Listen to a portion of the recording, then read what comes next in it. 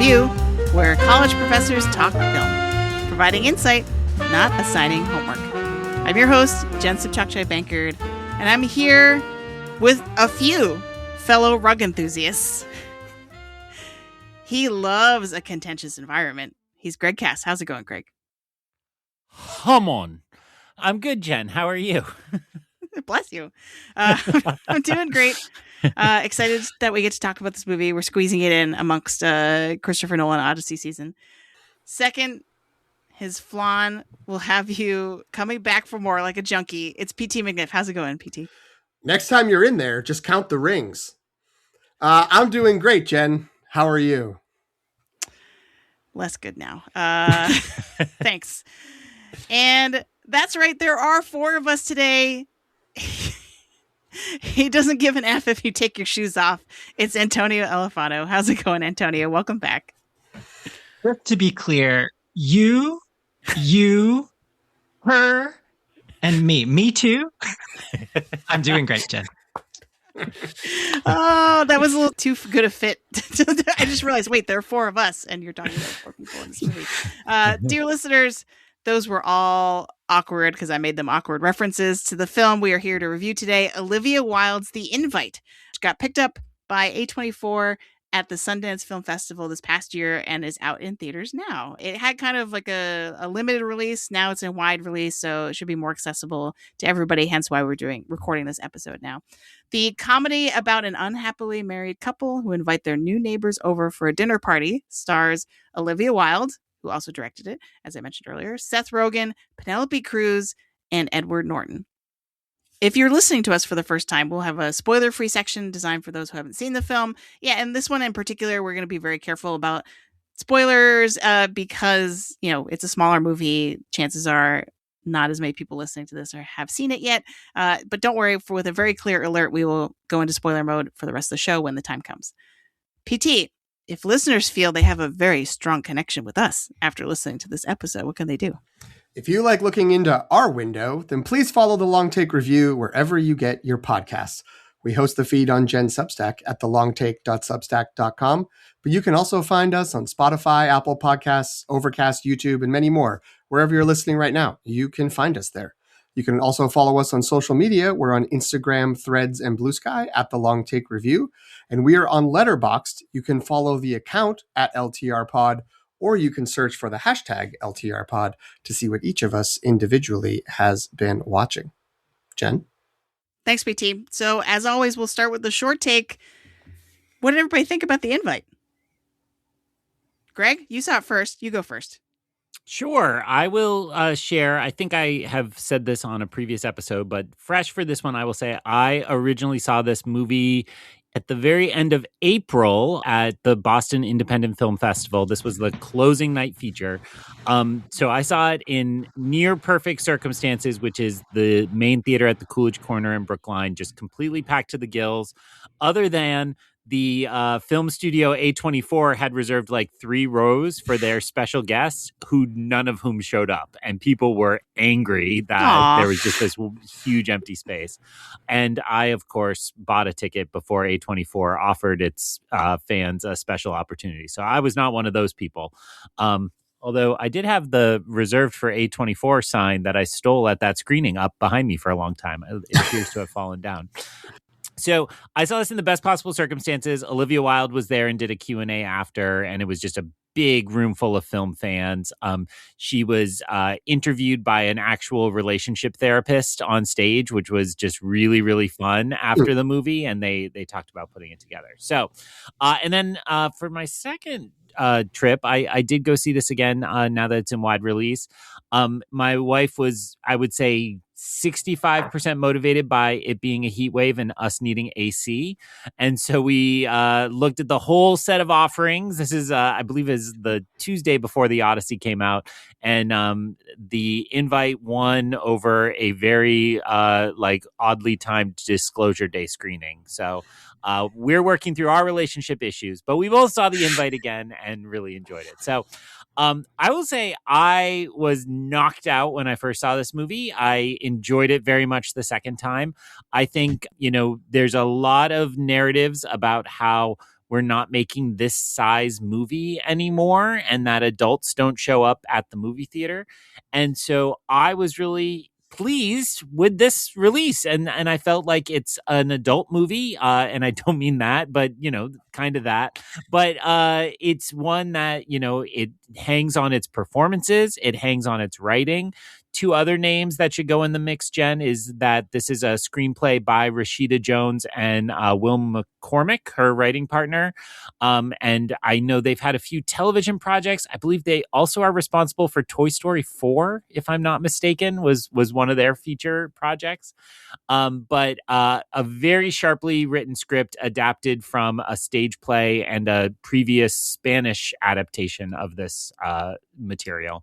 So I think it was a lot of fun. I laughed really hard, and the marketing plays up twists and turns, and I don't think it quite earns all the things marketing said about it, but it is pretty wild with where it goes and all the places it goes. And I will just add, because I think people are wondering about this, my wife is, I would say, with love, just like a little squeamish about like too many like sexy things in movies. I remember particularly she and I went to the Cooler, which I believe about a half hour in, you see William H. Macy's nude behind, and she was like, "I'm done. Shut this off." Like, so, and it wasn't about William H. Macy. It was just general discomfort. So she did not feel that way about this movie. She gave it a full 5 stars on Letterboxd, which is pretty rare for her. So that's it. 2 short takes for the price of 1. PT, let's let Antonio go last because he's the guest of honor and brought the flan. Okay. What did you think? Well, and by last, you mean second to last, because Jen is always creeping to go last. I mean, I don't have to go last. Always creeping. I did not see that. I don't know why. I saw this much more recently than Greg. I saw this last night with fellow long take reviewer Antonio. We saw this together yesterday evening. And yeah, I had a good time with this movie. I guess, yeah, I'll keep it short because it's the short take. I kind of wish I liked it as much as both sort of our co-hosts here and also the people who are online who are like, this is like manna from heaven of like this kind of movie. Finally, like it's here and I'm sinking my teeth into it. And I was like, it's good. Like this was good. And I enjoyed it. And I'm ready to talk about all kinds of the fun things that are there. There are a few tones that are happening in this movie, and I think that like one register works incredibly well and the other ones are okay to like, functional. And I was like, oh, what if like they leaned more like into the one that worked really well? Like that might have been what I would have preferred. But again, a lot of people have responded really positively to, I think, the whole setup of it.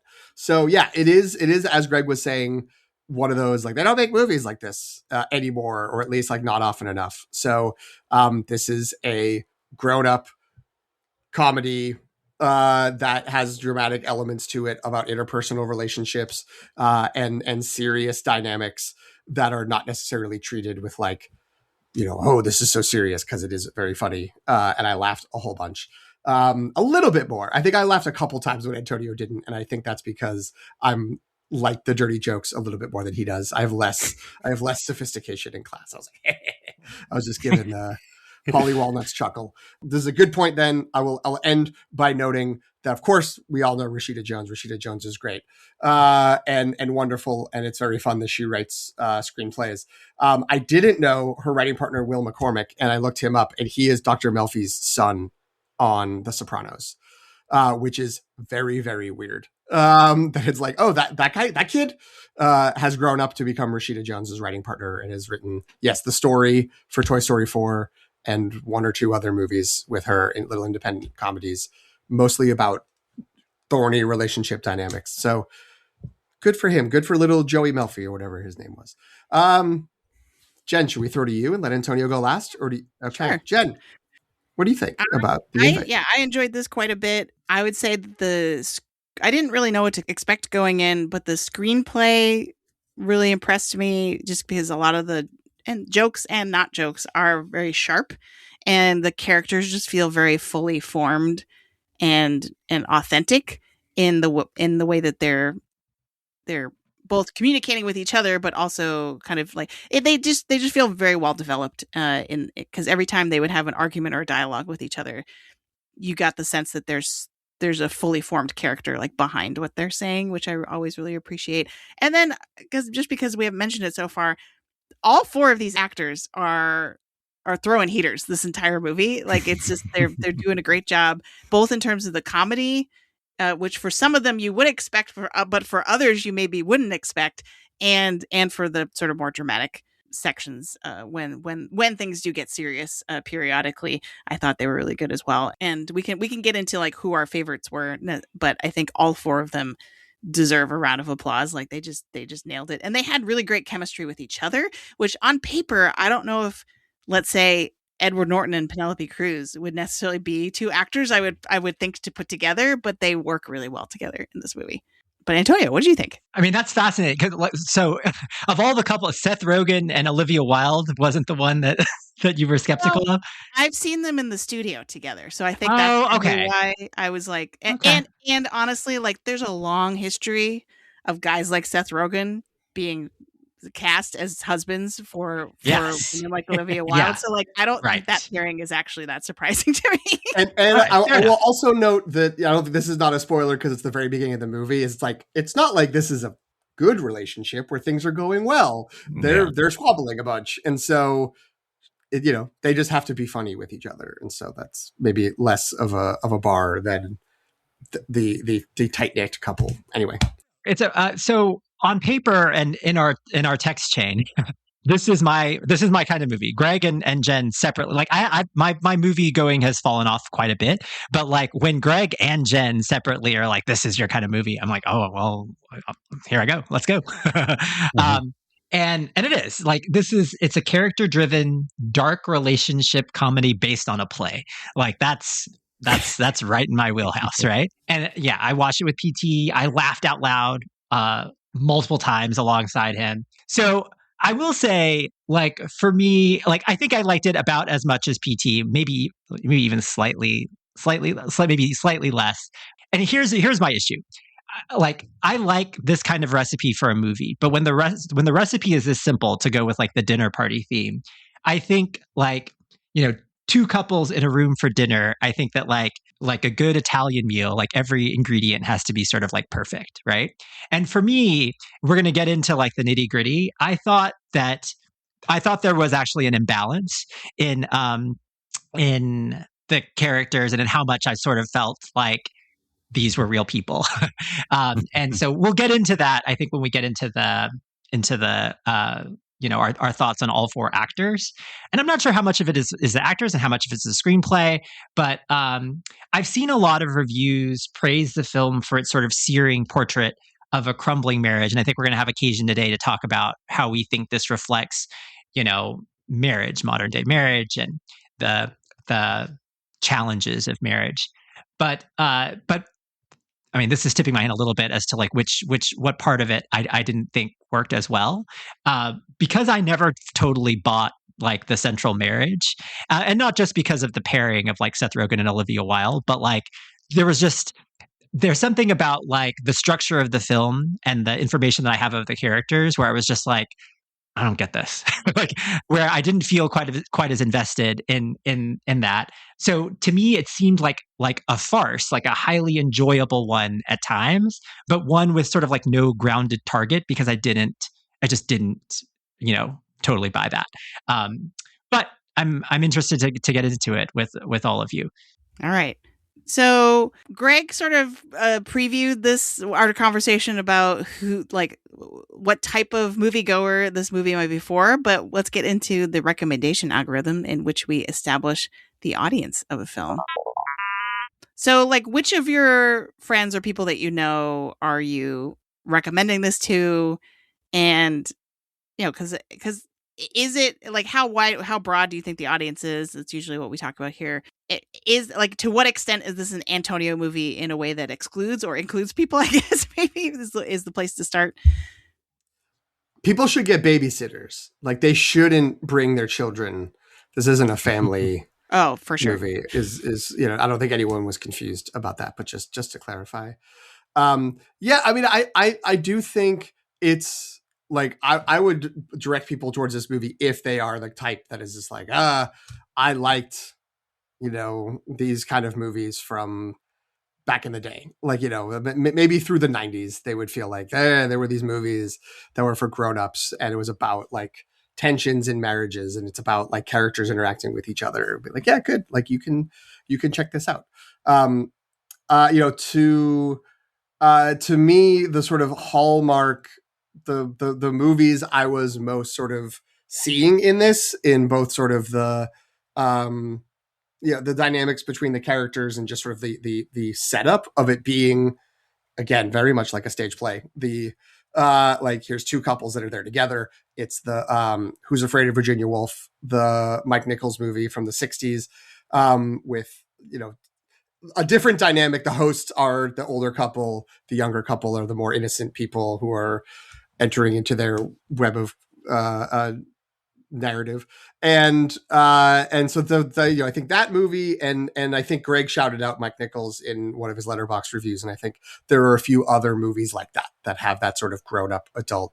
You could even look at like maybe obviously a different dynamic, but if you're more recent, slightly more recent, like you're like, oh, the dinner scene, the big dinner scene in the birdcage, like that's just people in a room and stuff happening around. Like that's a kind of thing that is in a Nichols movie that you would be able to enjoy. There's also a movie from the late 60s called Bob and Carol and Ted and Alice, which is Paul Mazursky, I believe, and is about two couples, and that it's like, but they're more like old friends. It's not exactly the same thing, but the dynamic of these two couples, sort of one of them on like a very different path than the other in terms of how they are handling their relationship, but both of them sort of dealing with moments of strife and struggle in a changing era, I guess. If we want to compare the 60s to the 2020s, maybe we can do that. But yeah, so like, I don't know how many people are just sort of like, yep, I'm waiting for the next Paul Mazursky type movie. And I know there's like Woody Allen movies that are in this area as well, but I think it's people who miss that kind of old school, again, a grown up movie that does have a lot of funny parts, and we could discuss once we get into spoiler mode how much the serious parts worked for everybody, but has some serious relationship investigations mixed in. You're also making me realize I see a little bit of Noah Baumbach in here, especially like Frances Ha, kind of like early. I can see that.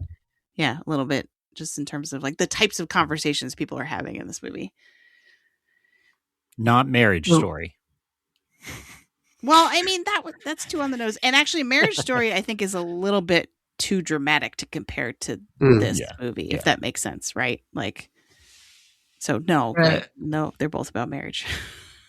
The comp that I had was Carnage, which is two couples played by Jodie Foster, John C. Reilly, Kate Winslet, Christoph Waltz. It's a dark comedy that it's adapted from a Tony Award-winning play, The God of Carnage. So that the central issue there was something involving like a conflict with their kids, but their kids never show up in the film, and it's just these four adults who are just like going at it.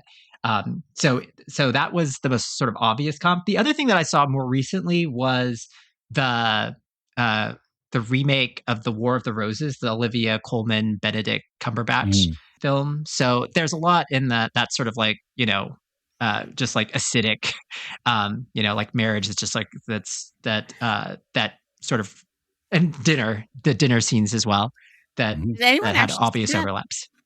Yeah, I saw it. Oh, all of you watched it? Okay, it was just me. Yeah. Okay. So weirdly, even though I haven't seen it, part of the reason I never saw that one is it looked like it would be too cringy for me to actually handle. So I was kind of like, I think I can skip that one. Whereas this didn't have the trailers for this didn't have that effect on me. So I don't know if that's, having not seen War of the Roses, I can't actually confirm whether or not that was warranted. But I don't know if that movie was successful enough to be that cringy.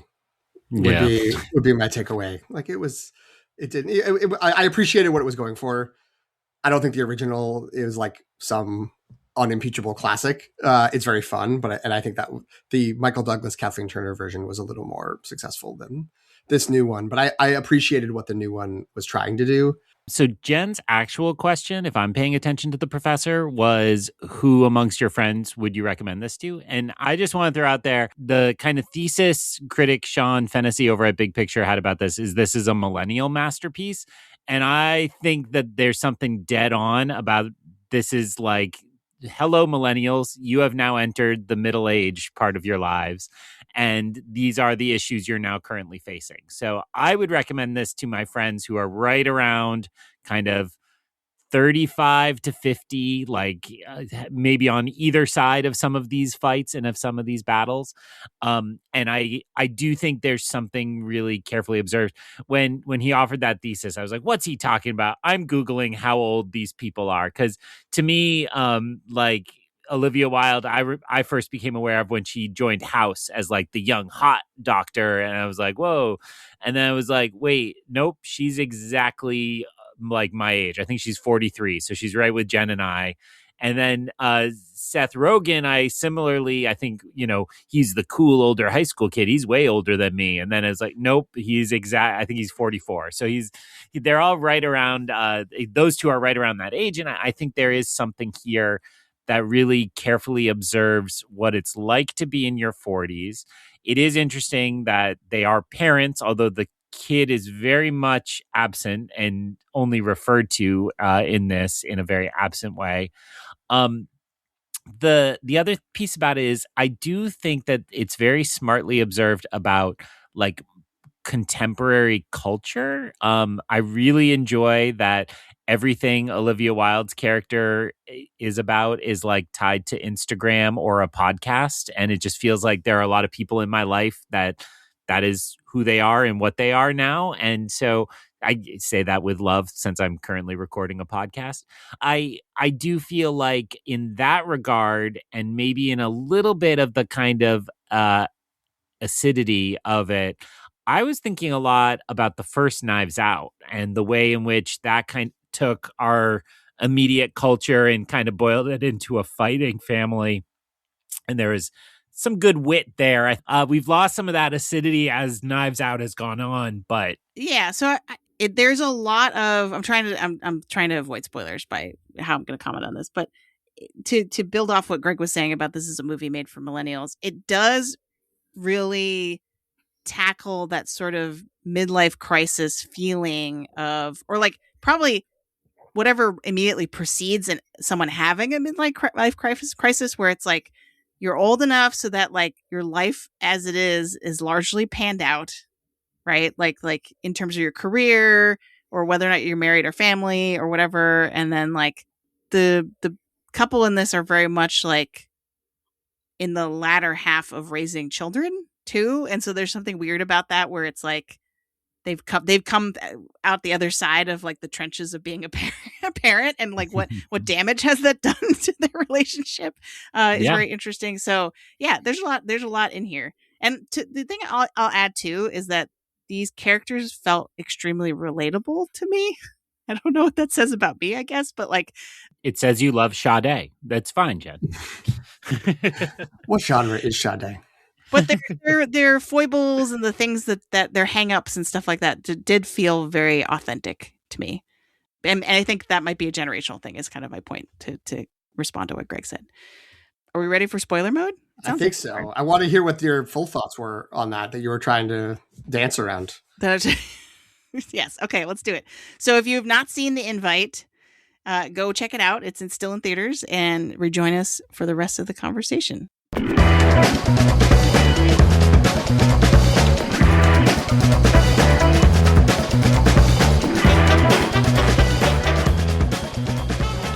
So yeah, the part, just to follow up because PT prompted me to, the part I was dancing around a second ago was the idea that like Seth Rogen's character Joe was in a band, looked like he was going to make it big and then didn't, and now he teaches music at he says a not great music school, like it's not like a prestigious music school or something like that. And so he's kind of like experiencing the like, oh, I guess I didn't achieve my dreams sort of phase. And like, but then Olivia Wilde's character kind of rebuts that with like, think about how amazing your life is. And she lists like, we have this wonderful home and our daughter adores you and like worships you. And like, so implying that he's like a good dad. And like, and so it's just interesting to think about him viewing himself as a failure. And then her response of like, that seems really insane to me. versus like, and then she has the same thing where she's like, I like a million years ago, I went to art school, right? And now she's channeled that interest into buying stuff for their home, which Joe resents because it just seems like she's spending money for the sake of, because she's bored or something like that. So it's just like fascinating how the different narratives of like success in life kind of get tossed back and forth between the two of them. But anyway, that's a weird place to start this section, but so it is. The big spoiler is they're unhappy.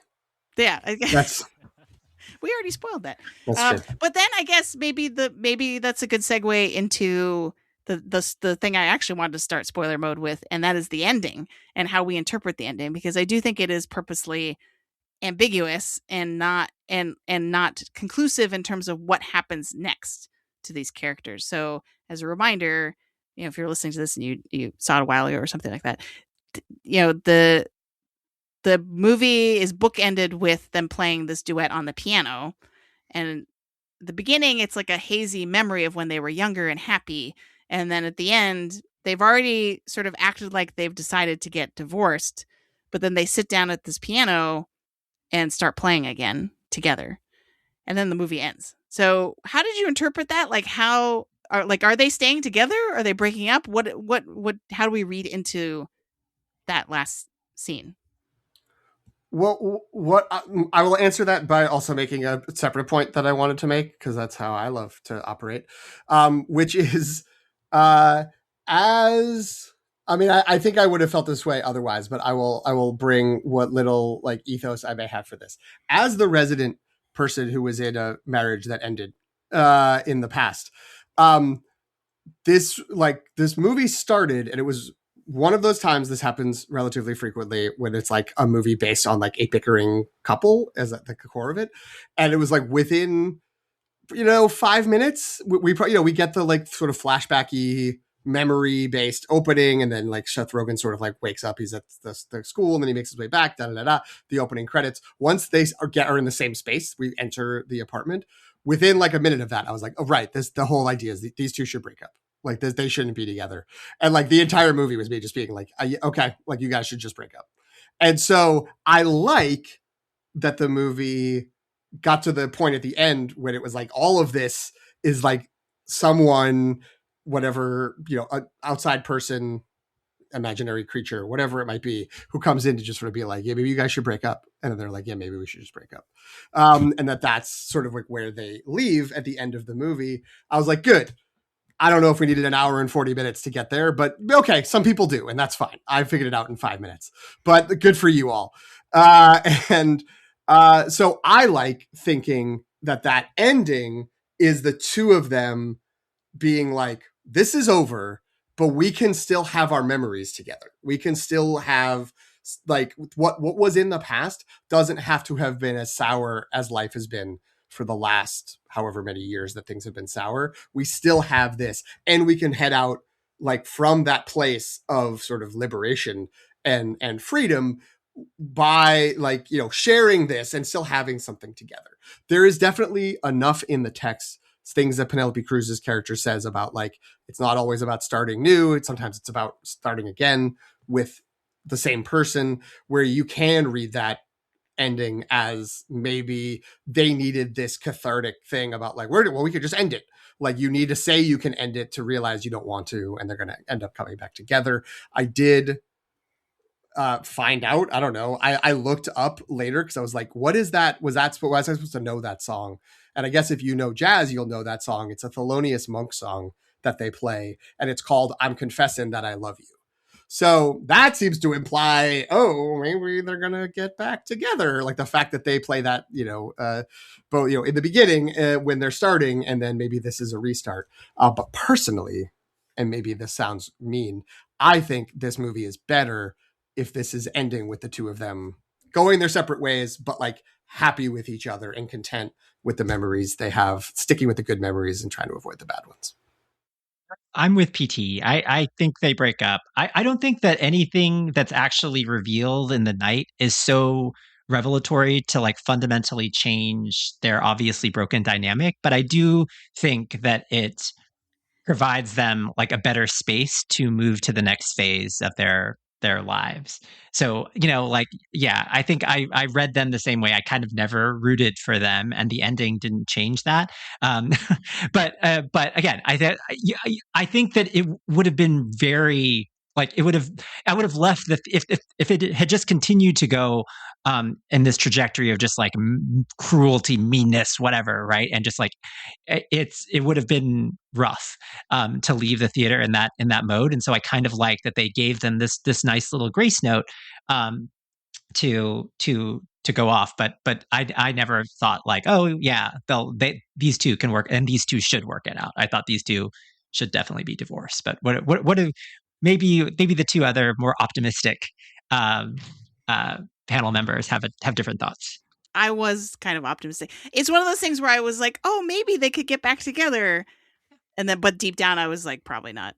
You know what I mean? Like, so I was trying to read it optimistically, but what you're saying is very compelling. And actually, what you're making me think of is that, because the way that the scene transpires is Joe opens up the piano and starts to play it for the first time, presumably since things started going south in their marriage, right?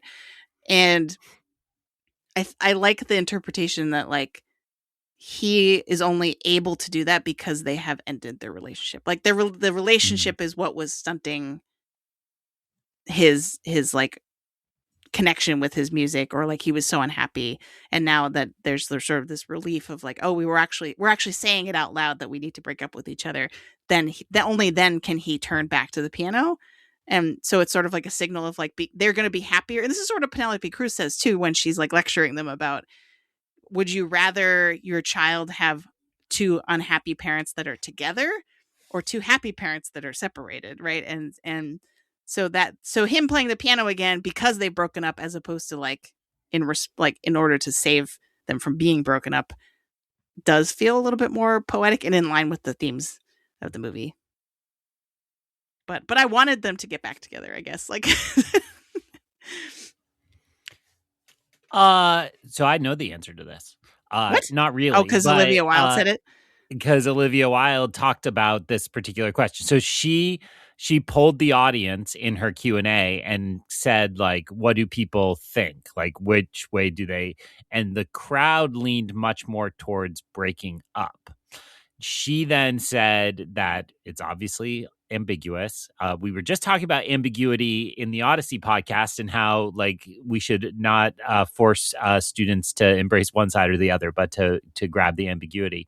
But she said, which I found very interesting, that Olivia Wilde believes they broke up, that she, played the scene as if this, very much like you were saying, this is like our last hurrah. It's like one last little finale to say goodbye to each other and mourn what has ended. And Seth Rogen believes, no, this is the first step towards them reconciling and getting back together and living a happy life. Now, not to add too much onto it, but I think it's notable that Seth Rogen is in a long-term marriage and Olivia Wilde famously got divorced fairly recently. So maybe Seth Rogen Joe is off to play a soccer coach in London for a little while to see how things go. But I found that very interesting in that the two people at the core of the scene could have very different interpretations of it.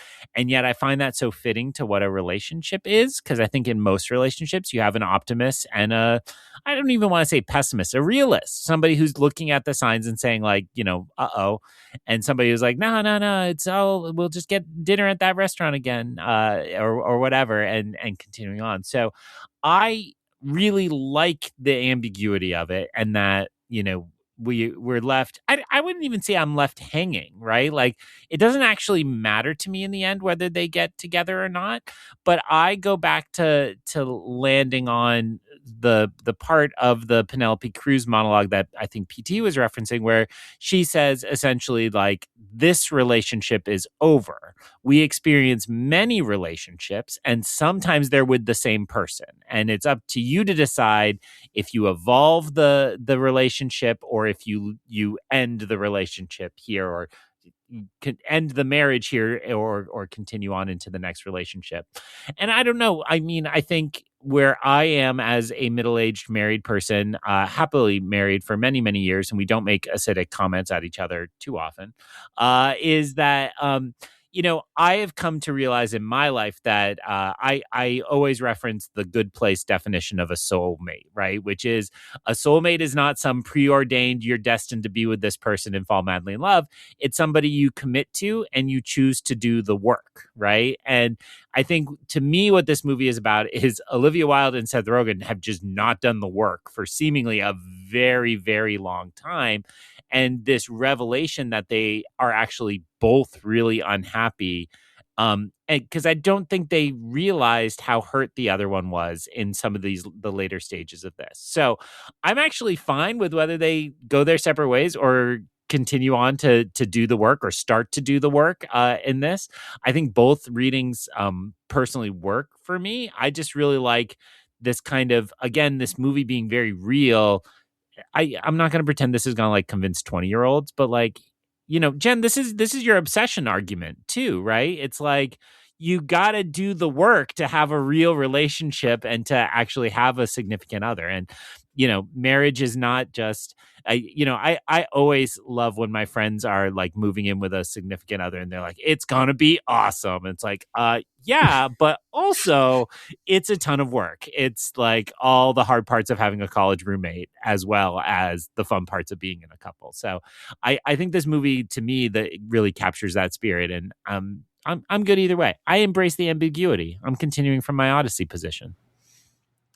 Nice. I will say now that we are in spoiler mode, like my more direct answer to Jen's recommendation algorithm question of who would you recommend it to is I would consider recommending it to people I know who are either in that early stage that Greg is talking about just like, gee whiz, can't wait to move in. Like this is going to be like sleepovers every night.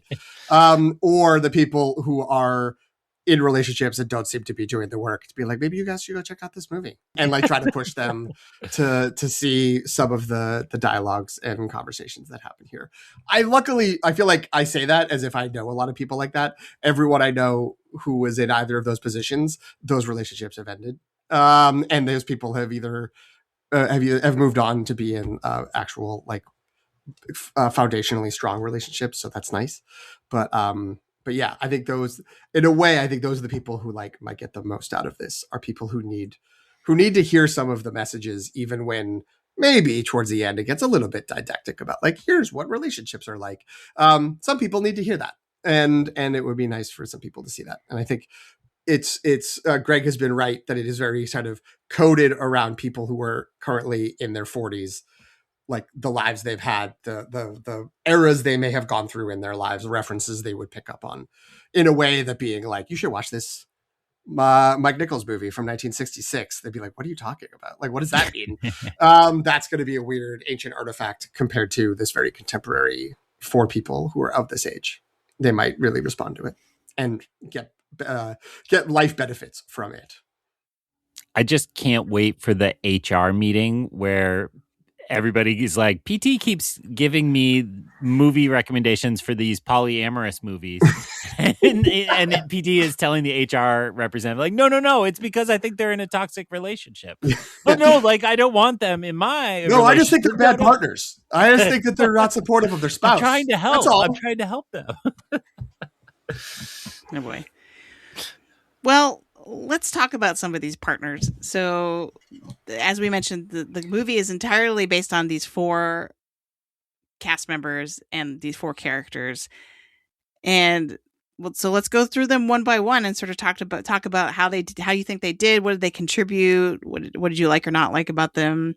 And yeah, so we'll start with interesting. We're starting with Seth Rogen. Greg, I assume you. I did order of appearance, which is the order they are listed in the credits. Mm-hmm. Thank you. Okay. Oh, and when PT mentioned him, I wanted to throw it in. The opening credit sequence in this is so good. Like the little jazzy score and the like quick cuts, and it makes you feel like it felt to me like what Down with Love thought it was doing when it did that kind of homage. I'm like, sorry, Jen. Sorry, Ewan. I don't mean to catch some. I'm literally like that looking at a movie. picture of Jen and Ewan McGregor standing together, apologizing to both of We're them. being disappointed in you. I love Ewan McGregor singing. Like let me have that and Moulin Rouge. Just let me have them, okay? Like, anyway, we were talking about Seth Rogen. We're talking about Seth Rogen and how Seth Rogen was so great in this. He was really great in this. I will say, I think he was great in this. I think he's very funny. He's kind of just Seth Rogen, but he's so good at being Seth Rogen, and he's good at tuning it to the needs of the thing that he's doing.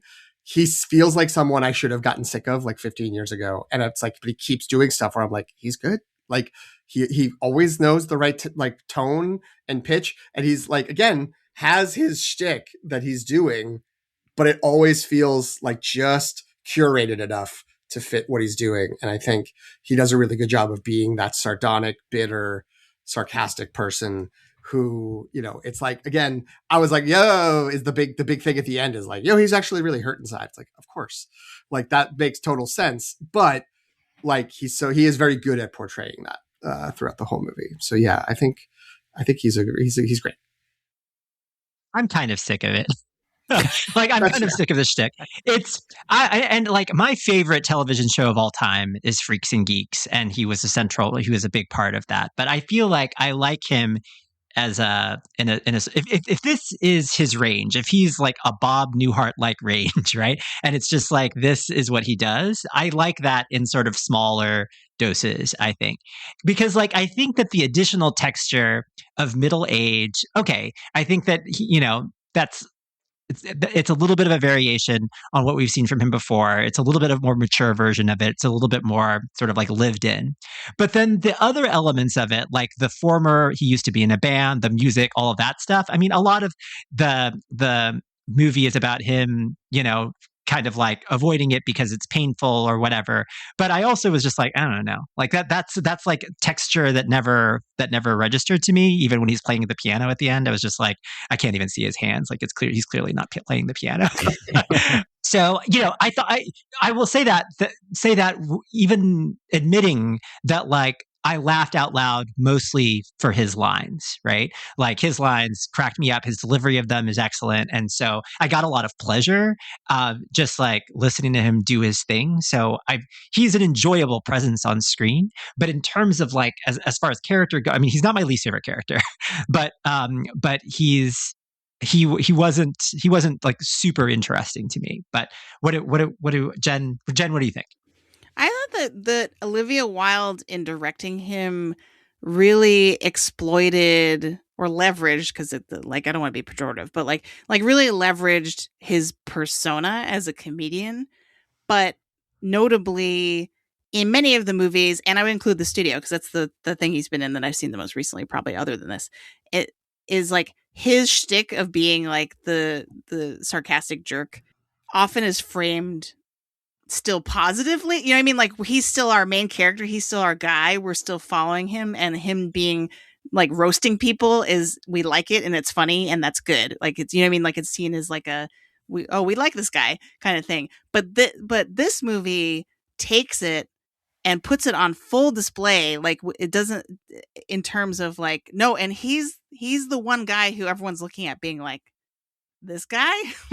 like, like, you made it awkward. Like, there's so many moments in this movie where he makes a joke that's very Seth Rogen-y, but instead of being like, haha, this is so funny, all the other characters are like, dude, like, come on, right? And I think that really recast, to me at least, it recast his shtick in an interesting way that fit the story that this movie is trying to tell. Yeah, and it's also like, yeah, I think like there's a lot in the reaction to his jokes, even though if the jokes are the same types of ones we've seen before. I think the part of Seth Rogen I'm over, it was like when he was like, oh, I'm just going to go light up a joint. I'm like, of course, we got to get back to the pothead. And it's not like it's a major part of the character here, but it was like enough that I was like, really? Like, is it in his contract at this point? I don't understand. So there are sides of the character I was really not into, but I found that the defining characteristic of Joe is this idea of his arrested development, that he was a man boy, and that does do what Jen said of leaning into the strengths of Seth Rogen, is that he just forever seems like a man boy who's not serious. And I thought he was more successful here than on the studio. On the studio, I like that he's like a movie fan just trying to do it. But on that show, and I say this knowing he rebooted the other beloved franchise of The Muppet Show, he's the Kermit on that show and tries to keep everybody under control. And I don't think that plays as much to his strengths. Though that may be belittling his directing and writing, right? Like, he does a lot behind the scenes that I'm sure is not fit to his persona. But I really liked the idea that, I thought it was compelling to have a one-hit wonder, and he like is deeply ashamed of that, right? And I really loved the way he could flip in a moment like that, where it's like, no, I'm not being like false modest. Like, do not put that record on. Like, get it away. Like, put it away. And then the like PT alluded to, the big hurt of like, he's stuck. He is in the house he grew up in, sleeps in the room his parents slept in, and doesn't feel like he earned any of his achievements naturally. And right or wrong, I thought Rogen, whether that's an accurate read of his character or not, Rogen played a character feeling those emotions really well. And, Jen, you already confessed that you related a lot to these characters. I related a lot to this. I love my job and I love where I work. But when I say the name of the institution I work at, it's not like I'm saying Harvard and everybody's like, yes, okay, of course, that's world renowned. It's like, oh, you work at a fine school, and I'm sure you do fine work doing that fine work at that fine school. And I'm like, yep, that's what I do. And there's a lot of great pride in that, but you feel that kind of like, was I supposed to be something more? Should I have gone on tour with my band and built off that hit single? And so I thought all of that worked very well, playing into Seth Rogen's strengths of, this is a guy, as Antonio alluded to, we've grown up with him, right? He's been around a long time now, and is very strangely, as like mayor of Hollywood now, at the center of every award show. But prior to this year, is more of the kind of guy we see. And the last thing I'll say, just his sarcasm is so good here. And I found that another piece I could really relate to, because my family I grew up in, my extended family particularly, the love language is sarcasm. And the times when I have to recognize that, like, that's not my wife's love language, and like she likes my humor and she likes those jokes, but like maybe throw in a few nice things and don't make like everything you say toxic. It's like, I thought the film kind of showed that line really well. And again, we didn't have any awkward conversations after, but I had some like notes to myself, like, yeah, you better like not turn into that guy, right? And I thought that was really good. Angela, Olivia Wilde's character, actually says something. It's like, when he's like, oh, actually, that shirt looks nice on you. And there's no sarcasm. There's no jokes. And she's like, yeah, you could say that every once in a while or something like that. And it's like, oh, so yeah. Good. I just did. All the time. Yeah. It's very funny. I related a lot to the Olivia Wilde character. Just her, like, how uptight she is and how like upset. Like the idea that, oh, people are coming over. I have to completely transform my house. to make it presentable to them is just like, I was like, oh, I've been there. That did look like your Oscar party movie spread out there. You had jamón and some pickles. Yeah. Her spread is better than that. Aw, thanks. She wouldn't have prosciutto instead of jamón. She would do it right. It's curious. I like when you said that you related the most to the Olivia Wilde's character. I was like, I actually couldn't imagine a more different human being than like Angela and Jen to me, right? Like, so the end of the movie, the film ends up being dedicated to Diane, and then I read that this is Diane Keaton, right, who she had worked with before. So, which I thought was interesting because I don't know, I could imagine an Olivia Wilde sort of like head that this was maybe like a little bit of a tribute to like Diane Keaton's like most famous character, Annie Hall, with all her sort of like fluttery kind of like, her eccentric sort of affectations and whatever. But I really didn't like Angela.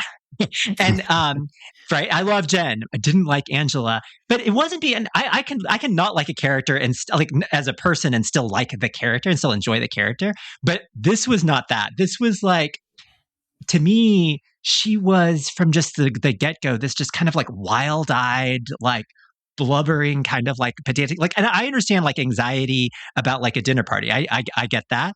But there was just something about her energy that just made me like immediately exhausted, right? Just like watching her go, you know, she like cries pretty early in the movie, right?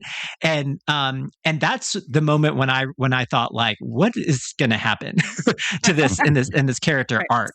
Something's This is not where right. she's, yeah. I mean, if that's where she's starting, right? Like, so she was a character that made the sort of least sense to me. But I don't know. I was fascinated. Like, she's the one that's also, I think, the most sort of fascinating to talk about, and our different reactions to her, I think, will be interesting to sort of unpack. Because, like, to go to your point earlier, Jen, about how like this deals with a lot of contemporary stuff, right? And that she herself, and Greg's point about how like she is a product of like contemporary millennial sort of like, I learned it from a podcast, and this is and that now that's just like a part of who I am. But then you pair that with the sort of the most searing observation of her from Joe toward the end of the movie, which is a very old-fashioned like criticism of someone who lives at home, which is just like, what do you do all day, right? And so I think the intersection of those two things is sort of interesting. But at that point, I don't know, the character was sort of lost to me, even though, again, she does some interesting, funny things in the course of the movie, like namaste at some point, right? In the middle of the film, had me cracking up, right? So while there was some payoff to like some of like the individual joke lines, like her as a character, I found just sort of baffling. And this was again part of the issue, was that this marriage just didn't seem right to me, and just didn't make any sense to me from the get-go. And so yeah, there was nothing to root for me here. But what do you all think about Angela and Olivia Wilde? I mean, I think she's exactly like Jen, and you were just really mean. No. Well, we've all seen Jen crouch next to a stove and be like, "This is what I'm making," in like a Gollum pose.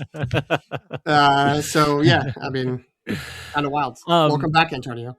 My favorite image of Angela is a visual gag of when the couples initially separate before the time they sexually separate, is that they separate and she goes on a tour with Edward Norton, who is named Hawk/Howie. Hawk. Oh my God, how could I forget Hawk? And she ends up standing in the bathtub, and it's like this crazy little prison cell that she's in the middle of this house. And why is she in the bathtub? To show off the she's tiles. a crazy person. She wants to show the tiles on the floor so she can't stand on them. And it's a really funny visual gag, and so reinforced by like the super cool Edward Norton delivery of like, I'm not really a tile guy, which is just so absurd that he's so into rugs and doesn't care about her tile work. But I actually at the time, even in my first viewing, thought of Andor, because I'm always thinking of Andor. But one of the beautiful things in Andor is Mon Mothma is always in this kind of framing that looks like she's imprisoned in the kind of trappings. This is more of a first season Mon Mothma thing than a second season Mon Mothma thing. But she always looks trapped in the opulence. And this is not that level of opulence, but this is like the bougie middle class version of that, right? Like trapped in the indecision of which paint color, trapped in the like, nobody appreciates my tile work. And look, it's meant to look like an old toilet, but it's a new toilet, and those types of things, and the throw pillows, and on and on. And I do think that this to me represents a type that I see in the world around me. I see in my Instagram feed, where it's like, we've been trained that these are all the trappings of a successful life, right? These are the things you do and you show off, and that you get there. And my favorite part, and I'm going to sound pervy when I say this, but I also love, Olivia Wilde said this is her favorite part of Angela in the Q&A, which is the window. That every morning she has decided she is going to walk naked across in front of this window, that she knows the neighbors are watching. And to me, that's her jailbreak, right? She's like, she is trapped and she is stuck and she can't get a thrill and is trapped in this life. So she does something seemingly breaking deeply from her character. And the sex therapist who was interviewing Olivia Wilde was like, I love that for her. Like, I'm so glad she has that too, as like, I need to break out of this world, and I get a little thrill to myself, kind of harmless fun, right? And in the trappings of that. And so I think I completely agree with the way Antonio summed it up. Fascinating, right? Maybe not totally felt like a real person at all times, but a type I know, and a fascinating kind of character to watch. I think it's interesting that there's sort of like, I thought this character did not work, and then I thought this character did work, but you're both like basically having the same description of just like this is all the things that happened. We fully agree on that. Like, this is the text, but like whether it worked or whether it didn't. I will just say, without too much to add directly something about the performance, I think that the divide there speaks to me about how I think this movie worked great when it was an elevated farce, and when it was, but what's really happening with with relationships these days? Like, when it got to like those sort of like seriouser moments, it was a little bit like, okay, like, all right, I don't know.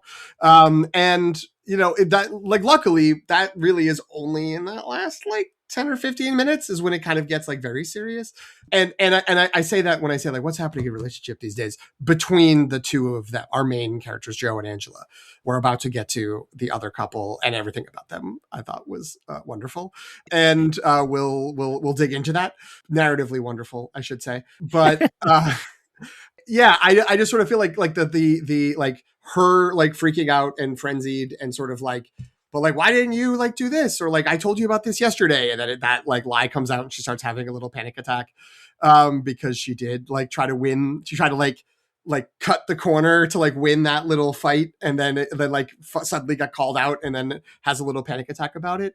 Is like, it's just one of those things where it's like, if you're thinking about this as a realistic relationship, it's just like, Jesus Christ, you guys, you need to break up. This is awful. You're unhappy. You're trapped in a hell with each other. But when it's like a farce where you're having like jokes and we're not slamming doors too much, but like it is that kind of at that level, I'm just like, this is great. I'm having a great time of like making fun of people's foibles in this, sex-based high comedy situation, like her standing in the tub and the setup where it seems like both her and Joe are going to talk to the person they've split into conversations with about like, how do you know when a relationship is over? And that is what Joe is asking, but she's asking about the 3 different paint colors on the wall. Mm-hmm. Great. Mm-hmm. Like, that's fun. But when it's supposed to actually like come back and be grounded and be serious, it's sort of like why are these two together? Why are these two like not ever together? But it's just like, I can tell you don't have any friends. Someone needed to sit you down and be like, this isn't working, you guys. And the fact that you needed like neighbors to come and do that after like one evening together is a little tough. Well, I think one of the defining things about Angela as a character is that she doesn't feel like she is seen in their relationship, right? That Joe interprets her buying pillows and rugs and tiling and all that sort of stuff as just like domestic filler, as opposed to she is like, no, like, we got old. I went to art school. I like being artistic. This is the thing that, practically speaking, makes sense to channel my creativity into.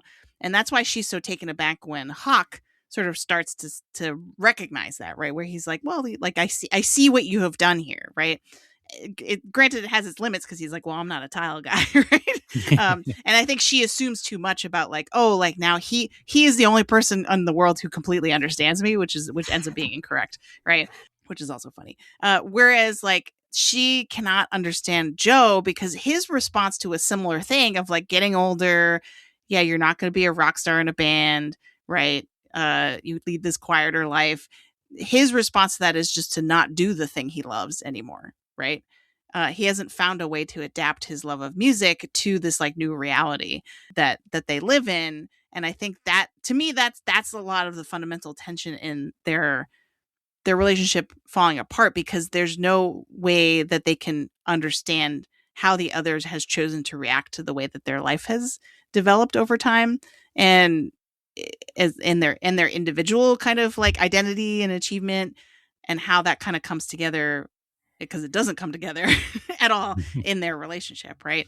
So that's, I guess that's how I made sense of it, of how could they possibly be together? Because I think, to me, the screenplay drops enough hints that it's like, oh, like to me, plausibly, they were in love with each other, but only when they were young and everything was ahead of them, and now they have just failed to grow old together in a way that makes sense. Yeah. Well, and I think what Greg was saying earlier, like that, they didn't do the work. Like, that is what a relationship is. I do want to, I guess, clarify. I totally understand, from the sketches we have of these two characters, like why they're still together. Like, I have done it. I know many people have done it, where you're in a long-term relationship and you're like, this is not fulfilling, and we're not connected to the way we used to be, and they don't seem to actually listen or understand or care. But like, what am I going to do? Like, I'm just going to start over? Like, that's crazy. And it is sort of like, yeah, you should. Like, you actually should do that. My unsolicited advice to anybody listening is like, yes, you should. That is the right thing to do. And it would be difficult, but it would be better than this existence. I think in the context of the movie, and again, this may be just because what I was responding to, the elevated comedy farce elements are so elevated and to the point where it goes beyond, a hyper realistic or even like regular realistic relationship dynamic between them, that like when they try to bring it back down, I'm just sort of like, okay, but like everything got so elevated, I'm just like, they should break up. I know.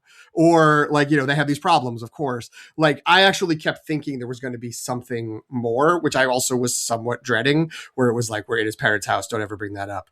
Like, he was in a band, but the band stopped. Like, don't touch the piano. Don't play the record. That it was going to be like, I don't know, like, was it going to be that she slept with one of his bandmates? Was it going to be that like his dad died in a car accident that also took his bassist? Like, that something was going to have occurred to have led all this, which I don't think would have been better.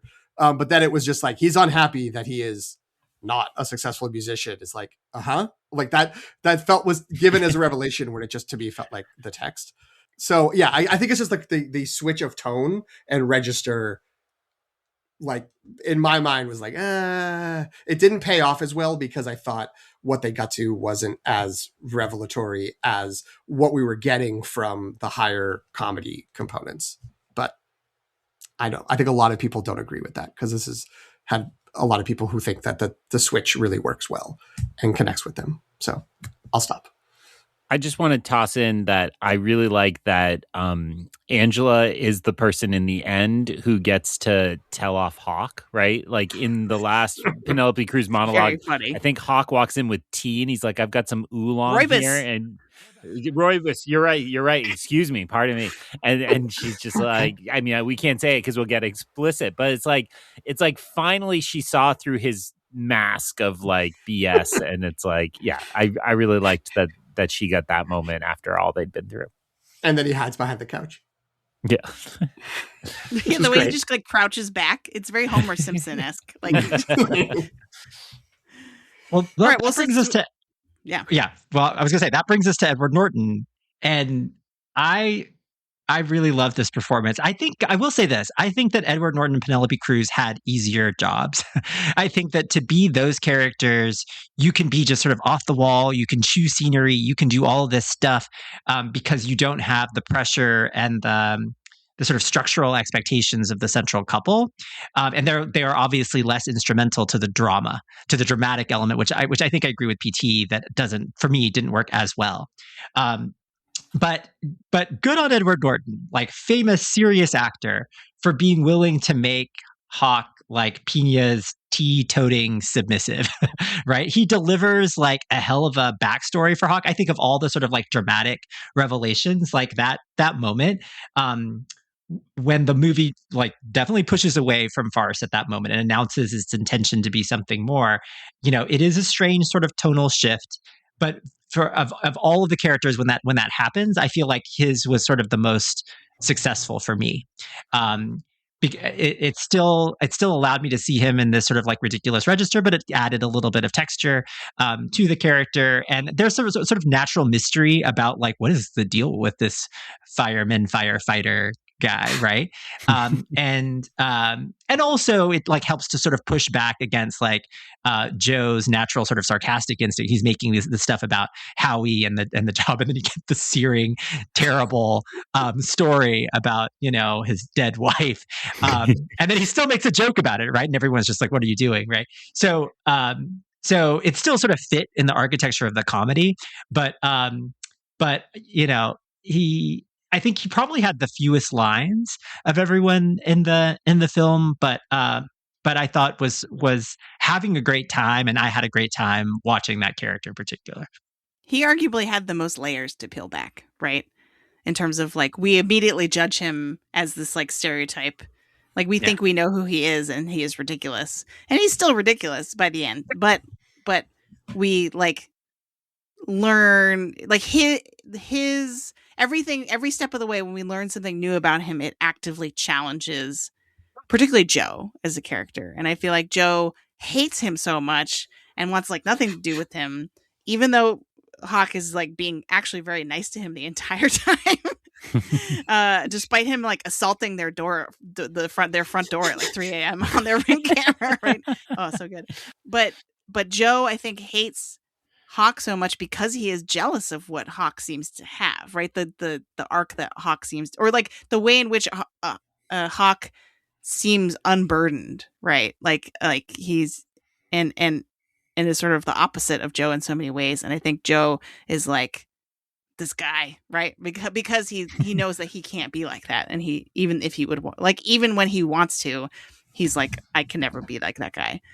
And like when we and that monologue where Hawk reveals, well, my wife had cancer. To me, the line that really stuck out as helpful to understanding a lot of the character dynamics throughout the movie is when he says, I had to he says something like, I had to live with the regret of like not allowing my wife to live, not supporting my wife in trying to live more boldly. And that really does feel like part of the dysfunction of the Joe Angela relationship, is that her interior life, it indicates that she wants to live more boldly, but Joe is holding her back, right?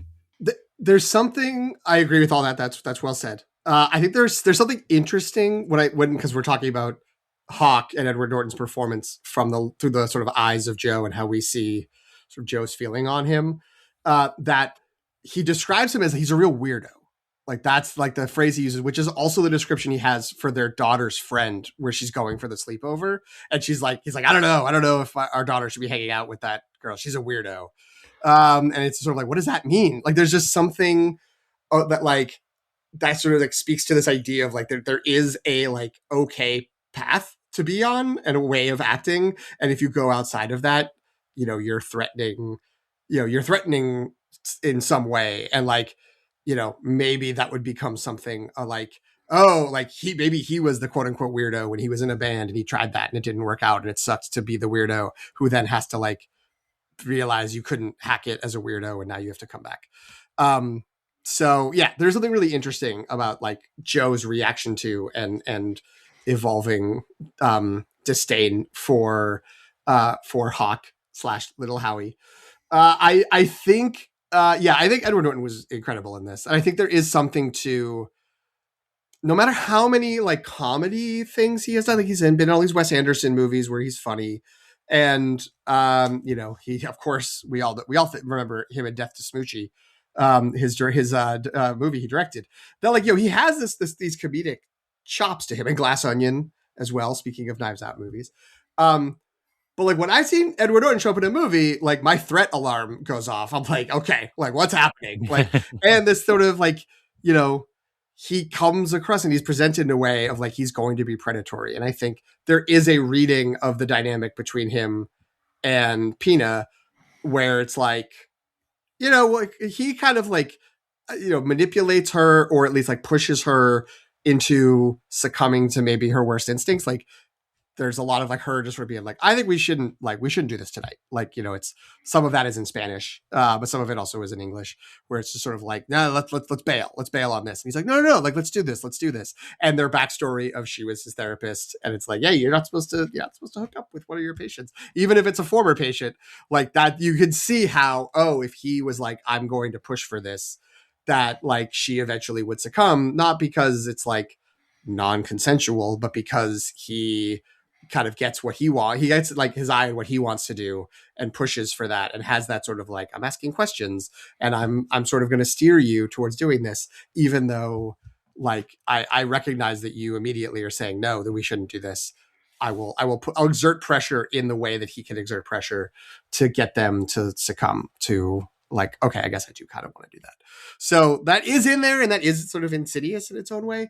But maybe I just think Edward Norton inherently has some sort of creepy vibe about him, said with compliments of his acting ability.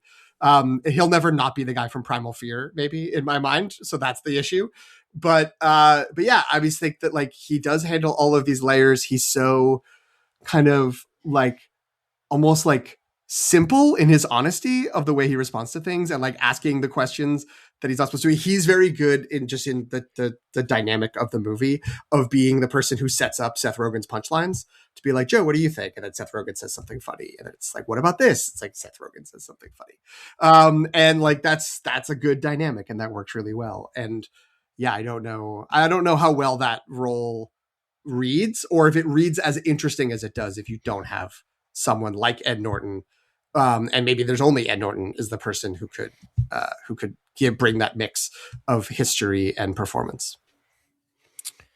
I'll only pipe in to say I think he's better here than in Glass Onion, because Glass Onion is just a little bit more of a caricature where there's like, this doesn't fit the stereotype fully, and is really fun in those regards. But I also really like, in the mix of these moments you're all pointing at, I mean, he gets a few little throwaways when they're having the confrontation about the camera, and Seth Rogen's like, oh, well, it's probably blurry, you can't tell who it is, and Ed Norton's just like, no, 4K, man, it's like it's crystal clear. And then he's like, well, you guys don't have a doorbell camera, and he's like, oh no, it's the new Ring peephole.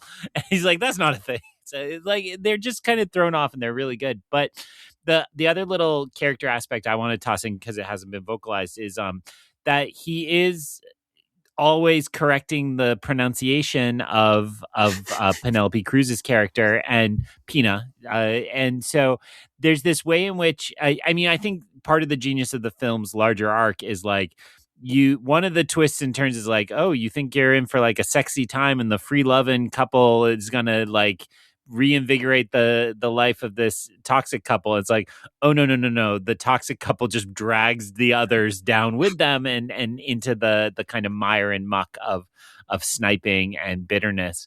And I think that is really effectively done with Edward Norton. And just like we were talking about Seth Rogen playing into his type, I think Ed Norton reminds me of the best celebrity cameo on Saturday Night Live, which is when they come on and they lean into the impression Saturday Night Live does of them.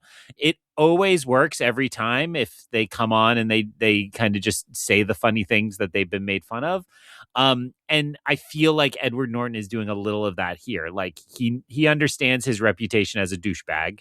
He's like, oh, I can do douchebag. Let's go. And goes for it.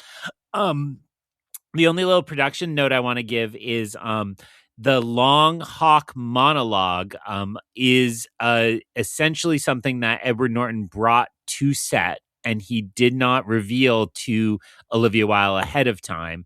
And so they set up the cameras so that he sits telling the story. She is sitting on the floor looking up to him, and her reaction shots are her first time listening to that monologue and how it came together. So, and another fun production thing, this was shot on film, and Olivia Wilde personally paid for the film because she's like, I want it to be on film. I want to do that. So she tells the story, I believe, on the Directors Guild podcast. I heard it on a podcast. It's a podcast thing where that she was like, okay, cool. But like, how long a thing do you have because we have to change the mag, and also I'm paying for this. Like, I can't really just give you like a half hour. And so, which again, just kind of plays into those dynamics. But I hope Edward Norton does more kind of like this, which PT's right. The list of those comedic performances was accurate, but this is just different in a lot of ways and a little more knowing. So I really like it as well. Should also note for Edward Norton, well, two things for comedic performances. The much maligned on this podcast, except for Jen, Birdman, which I believe he got an Oscar nomination for. I think he's very funny in Birdman. I think he does a good job there. While also, leading into that, like he's a troubled actor, difficult to work with, blah, blah, blah. And the only thing I'll add to Greg's production story is Seth Rogen's response is also his immediate first response to hearing it the first time, which was like to joke, to joke about the sex acts that had been revealed earlier. That is apparently just what Seth Rogen said when Edward Norton finished his monologue. Amazing. Well, last on our list is Penelope Cruz, who plays Pina. Is it Pina, like an Enye, or a Pina? Because I feel like in the movie, Pina. I think there's an Enye. Okay. Yeah. I'll start. I always love Penelope Cruz. I don't think I've ever not enjoyed a performance of hers in any movie. But this, I was like, she rules. My Letterboxd review, I don't know. Greg saw it. I don't know if anybody else saw it, but I basically said this movie is Mary Poppins for married middle-aged people, and she just comes in and is like, look, this is what you need, and then she disappears like magic. Also, the scene where she has the olives and she's explaining what happens in perimenopause if it were a man is just iconic. I was just like, this is the best. I would laugh so hard during that. And the meta gag on that all she can do is eat the olives. Like, that's all that's left for her on the table. She's just, yeah. I'll jump in early on her. I feel like Penelope Cruz is such an interesting star because I don't know what people remember her from or think of her from. I think it takes a certain film, I was going to say but film fanatic attitude to like really be into Almodovar. I don't think Almodovar is like mainstream. You kind of it's like a little off the beaten path. And like, I think to me, this part and the role she gets here is the closest I've seen her in a like mainstream American movie do the kind of brilliant work she does in the Almodovar movies. So I really liked it. I really liked that she, kind of brings that manic pixie dream girl energy that, that would be the prequel of her and Hawk getting together, I think, and her upsetting his life. But she's also just silly. And I think my favorite moments with Pina are when like she and Seth Rogen go off on the side and they are laughing about how Angela says jamón and that it's prosciutto. And just like you realize that she walks in as, Penelope Cruz goddess. And then you're like, oh, she's just like a cool down to earth person, which is kind of the journey Joe goes on and we go on it with him. And it's so good. Very, very fun part from her. Agree. I love her. I love her in the Almodovar movies. I loved her in Vicky Cristina Barcelona. She won the Oscar for that. She was the best part of that movie. I think that she's just a really gifted performer too, because I think that this character with the wrong performer could have been very bad, right? Like on the page, this could read like I wrote the a cross between like Dr. Ruth and Charo, right? Like it's a lot. Would watch that movie. Would watch. Well, yeah. That sounds terrible. One of the lines in the movie was like, right, when she just like opens her shirt and says, "Look at my breasts," right? And like, you have to have a performer who has built a character to get to that moment where it doesn't, because that's like the taunt of like a teenager, right? Like, not the knowing invocation of like an experienced psychologist, but like she does it and you're like, it's hilarious. But it also kind of makes sense in the scope of the movie. I think what's interesting about the way Olivia Wilde films her, the way that we the moments that we get of her, I feel like we also get a lot of like her cutting like glances from the beginning of the film too. So, I don't know. When you first see them, you just assume they're just going to be cool, and then eventually that will sort of chip away. But she sort of breaks into something else a little bit earlier, right? She's a little bit more honest in her reactions, which I guess connects her to sort of Joe a little bit, right? And that lets her let loose a little bit more with Joe when we get to there. But I thought just like always a delight to see her. I agree with Jen. There's never a moment where like there's never a movie that's not made better. That isn't made better with Penelope Cruz.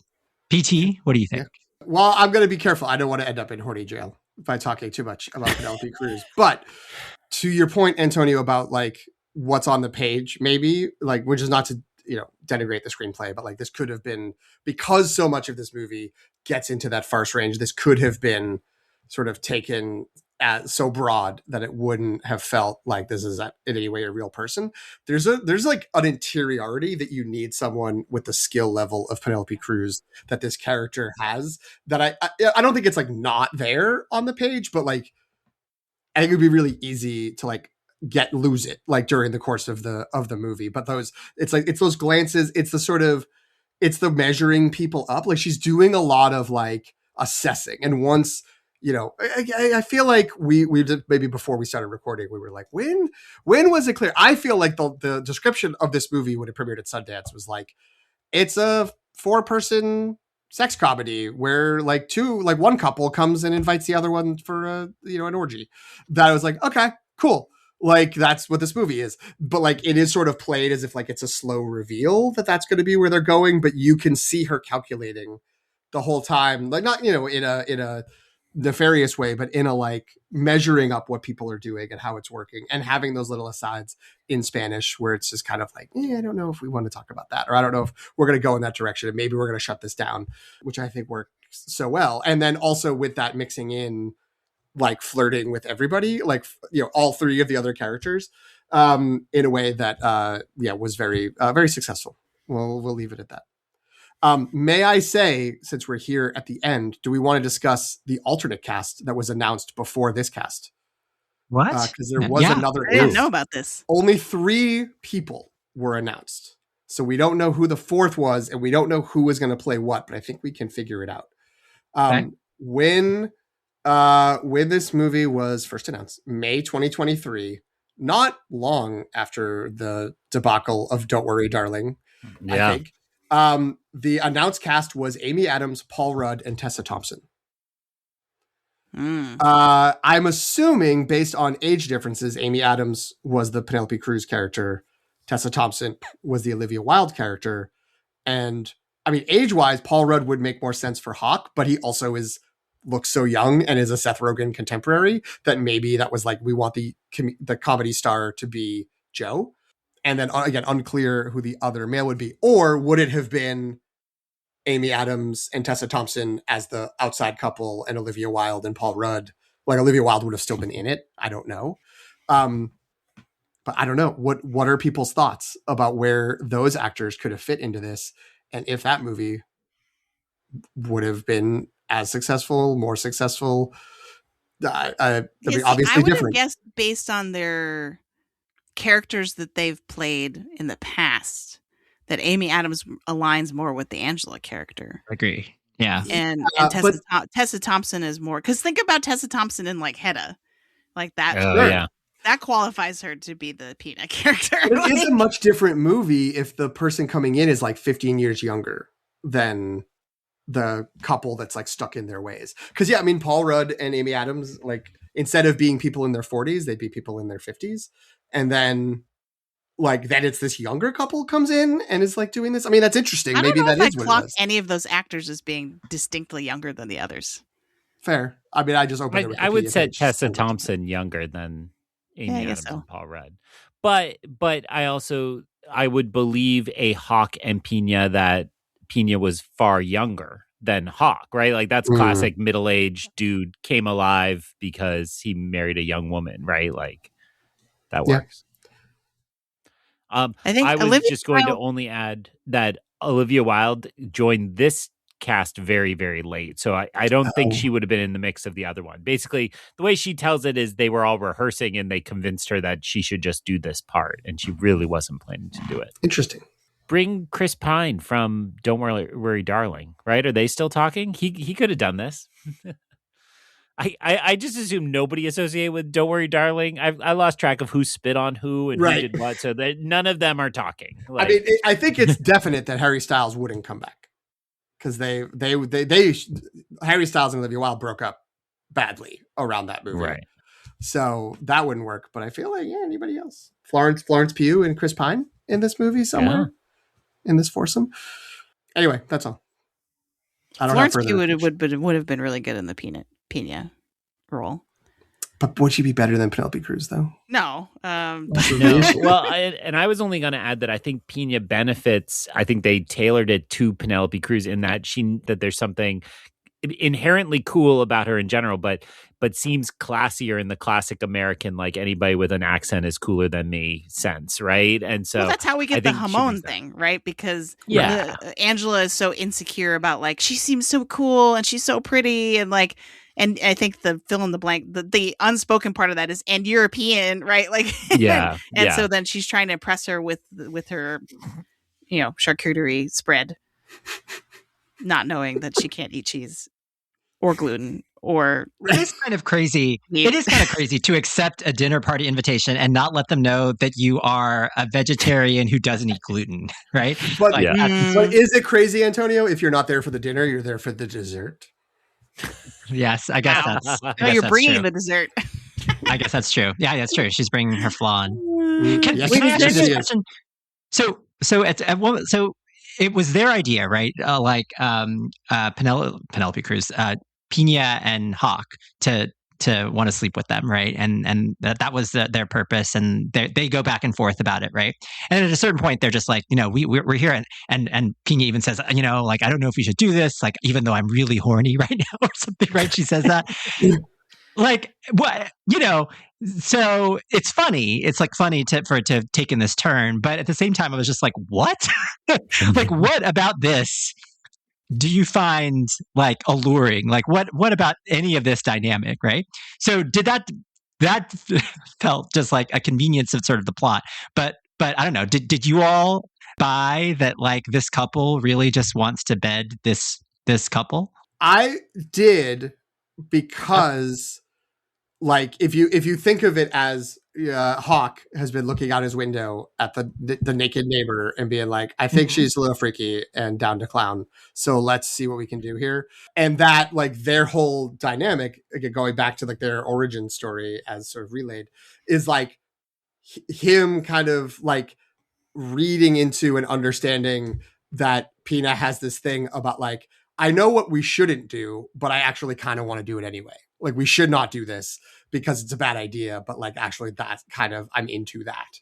And so this idea of like, you two are not ready. You two are not happy. My therapist hat is saying you guys are in real trouble and danger, but we came down here with this plan. Like, wouldn't it be like kind of hot to just still do this and still go ahead with that, because it would be something that I know I shouldn't be doing. I very cynically at some point thought that this was their attempt to solve their "we're the noisy neighbors" problem. It's like when you know you're going to have a loud party, you invite your neighbors so that they can't that's what you do about the noise, right? Yeah. I don't know, but no, I agree. And we're neglecting to mention that Joe and Pina have like an unspoken thing in the elevator, right? Or that's how she tells it, right? Of like, I noticed you noticing me. Yeah. And that made me want you, right? Like she has a whole monologue about like being looked at and being desired and stuff, right? Yes. Okay. It's probably good that got a little buried in the movie. I don't think men who are like Seth Rogen need to hear that like women like when they're being ogled. Wait, writing that down to remember. Got it. So, okay. Hey, Siri. You just said everybody's phone off. That's amazing.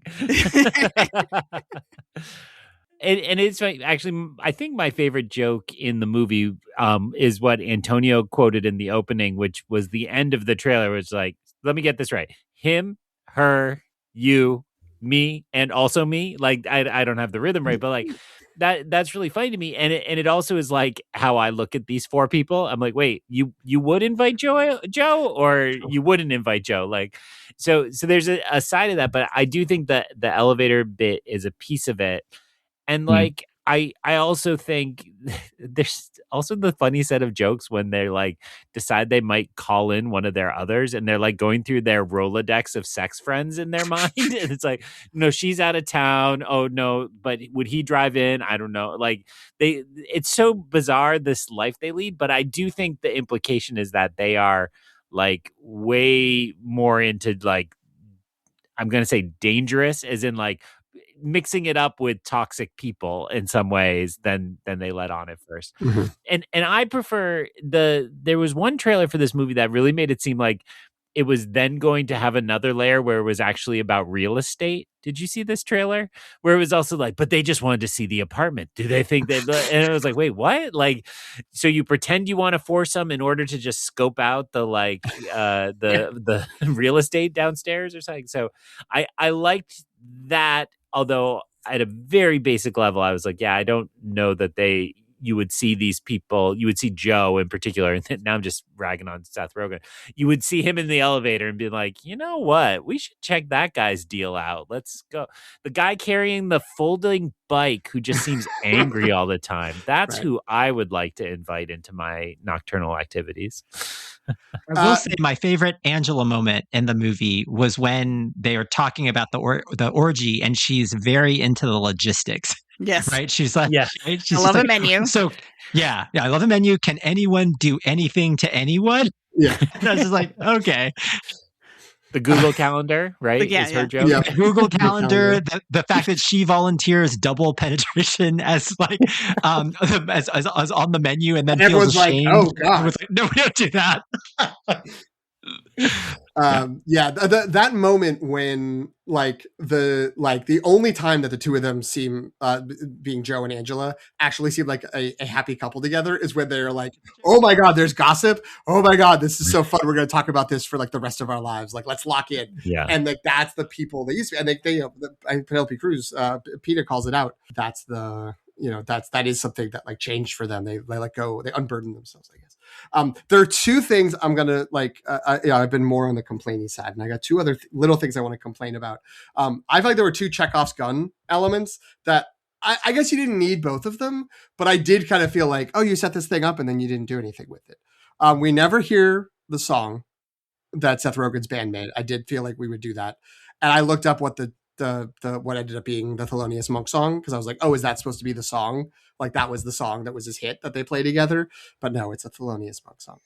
And maybe this is like me being like the non-parent here. I was like, when is the kid gonna come home? Like when is the kid gonna walk in? And like I thought that was gonna be the ratchet up in the final farce, final part of the final act of the farce.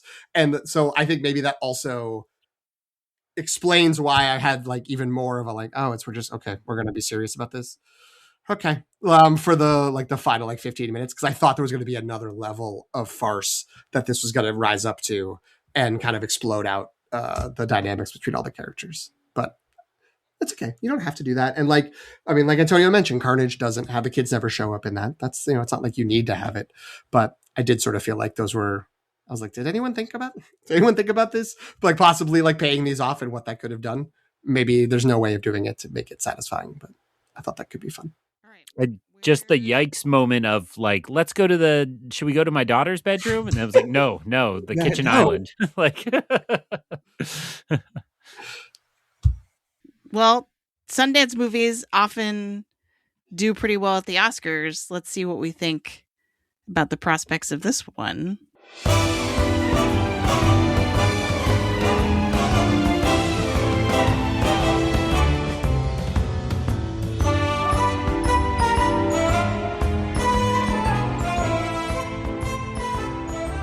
So I just now I was trying to think, oh, what's a good comp for this movie in terms of awards path?